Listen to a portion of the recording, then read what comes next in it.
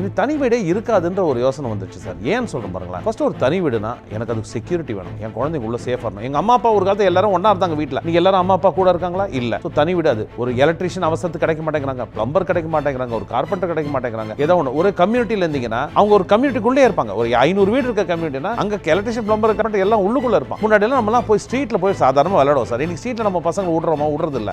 Safety இல்ல, அது இல்ல, ஹைஜீன் 100 விஷயம் பேசி நம்ம பசங்களை வீட்டுக்குள்ளே வச்சுக்கிறோம். அப்ப அவங்க வெளில போனா நான் ப்ளே டேட், அதாவது இந்த இன்னொரு வீட்டில் போய் ஃபோன் பண்ணி நான் என் பசங்க கொண்டு வந்து உங்க வீட்டில் விடுறேன், நீங்க விளையாடுங்க, நாளைக்கு உங்க பசங்க. இதே ஒரு கம்யூனிட்டி இருந்தா என்ன ஆகும்? நீங்க பாட்டு கதவு திறந்து விட்டு பசங்க ஃப்ரீயா 500 வீடு இருக்க கம்யூனிட்டினா அவங்க பாட்டு அவங்க பசங்களோட ஜாலியா அவங்க ஏஜ் குரூப்ல கண்டிப்பா ஒரு 20-30 ஒரு இல்ல ஏஜ் குரூப்ல ஒரு 30-40 பசங்க இருப்பாங்க. அவங்க ஃப்ரீயா விளையாடிப்பாங்க. உங்களுக்கு ஃப்ரீ இதுவா இருக்கலாம். அண்ட் கம்யூனிட்டி வெளியே செக்யூரா எடுத்து ஸோ அதனால நீங்க கதவு திறந்து விட்டு பசங்களை ஃப்ரீயா விட்டுலாம். இதெல்லாம் பெரிய அட்வான்டேஜ் இல்லை சார். ஆக்சுவலி யோசிச்சு பார்த்தா லேடிஸ் கிட்ட கேட்டீங்கன்னா அவங்க நல்லா சொல்லுவாங்க, இண்டிபெண்டன்ட் ஹவுஸ் பெரிய தலைவலி. இன்னைக்கு நான் இண்டிபெண்டன்ட் ஹவுஸ்ல இருக்கேன், அது பெரிய தலைவலி எனக்கு நல்லா தெரியும். தனி வீட்டில் நிஜமாவே ஒரு ஃப்ரீயா நிம்மதியா நம்மளால இருக்க முடியும். ஒரு நாளைக்கு தண்ணி வரல, நீங்க ஆஃபீஸ்க்கு போகணும், நீங்க தான் நிறுத்தி தண்ணி வர வச்சு தான் போகணும். ஏன்னா பசங்க எப்படி குளிக்காம போவாங்க ஸ்கூலுக்கு? இங்க அந்த மாதிரி ஸ்கோப்பே கிடையாது.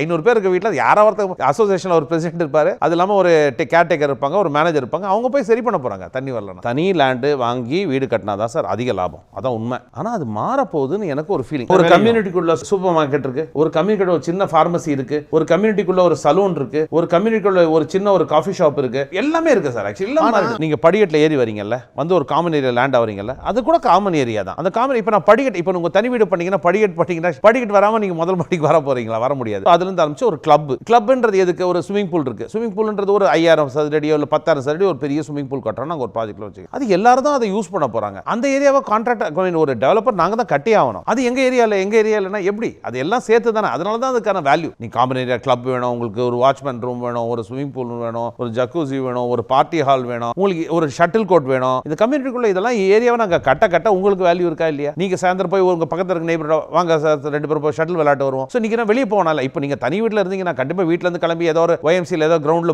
பிளாக் பண்ணிட்டு போய் விளையாட்டு வரணும். நீங்க ஒரு கம்யூனிட்டிக்குள்ளே விளையாட முடியல. நாங்க 100 கோடி ரூபாய் விலையான லேண்டை நாங்க 110 கோடி வாங்கிட்டா தப்பு. ஆனா 100 கோடி விலையான லேண்டை நாங்க 80 கோடி வாங்கினா அது எங்க பிசினஸ் சாமர்த்தியம். அதை வாங்கிட்டு கஸ்டமருக்கு அந்த 20 கோடி பெனிஃபிட் நான் பாஸ் ஆன் பண்ண முடியும். நம்பர் 1. நம்பர் 2, நாங்க தான் மொத்தம் one of the few developers who are doing own construction. இன்னைக்கு நாங்க வருஷத்துக்கு 1000 to 1500 கோடி ஆஃப் கன்ஸ்ட்ரக்ஷன் காஸ்ட் ஸ்பெண்ட் பண்றோம். அவ்வளவு செலவு பண்றோம். அப்ப அவ்வளவும் பண்றதுக்கான கேப்பபிலிட்டி என்கிட்ட இருக்கு. சோ நான் ஒரு கான்ட்ராக்டர் போல ஒரு கான்ட்ராக்டர்ட்ட நாங்க போனோம்னா அவங்க ஒரு 200 ரூபாய் மார்ஜின் வைப்பாங்க. So you reduce the cost. Yes. அந்த காஸ்ட் அதையே நாங்க ஹோம் பையருக்கு பாஸ் பண்றோம். சோ லேண்ட சீப்பா வாங்குறோம், அது ஹோம் பையருக்கு பாஸ் பண்றோம். கன்ஸ்ட்ரக்ஷன் நாங்களே பண்றோம், அது ஹோம் பையருக்கு பாஸ் பண்றோம். இதுதான் முக்கியமான காரணம். அண்ட் முக்கியமான விஷயம் சார், டைம்க்கு முடிச்சாவே ஒரு ப்ராஜெக்ட் வந்து காஸ்ட் ஜாஸ்தி ஆகுது. எப்பவுமே காஸ்ட் ஜாஸ்தி ஆகிறதுக்கு முக்கியமான காரணம் ப்ராஜெக்ட் டைம்க்கு முடிக்காது தான். சோ டைம் முடிச்சா காஸ்ட் அதனாலே குறையுது. சோ இந்த 3 ஆஸ்பெக்டே நாங்க கஸ்டமர்ஸ்க்கு பாஸ் ஆன் பண்ணிட்டு ஒரு 70% நாங்க பாஸ் ஆன் பண்ணிட்டு நாங்க 30% எங்க பாக்கெட் வச்சுக்கிறோம். ஒரு ப்ராஜெக்ட் ஃபர்ஸ்ட் சிட்டின்ற ப்ராஜெக்ட் நாங்க லான்ச் பண்ணோம் பெருங்கல் பக்கத்துல பெரும்பாக்கத்துல. அந்த லொகேஷன்ல வெறும் 4 டேஸ்ல நாங்க எதிர்பார்க்கல we sold 300 houses இந்த மார்க்கெட்ல. அதாவது வந்து எல்லாரும் என்ன சார் லாக்டவுனுக்கு அப்புறம் வந்து எப்படி இருக்கும் தெரியாது, எங்களுக்கு போனஸஸ் இல்ல, ஜாப் லாஸ் இருக்குமா தெரியாதுன்னு எல்லாரும் பயத்துல இருக்காங்கன்னு சொல்றாங்க. 300 பேர் அவ்வளவு ஈஸியா வந்து வாங்க மாட்டாங்க. ஆனா எல்லாமே நீங்க பாத்தீங்கன்னா அந்த 40 லட்சம் ரூபாய் 75 லட்சம் ரூபாய் பிரைஸ் பேண்ட்ல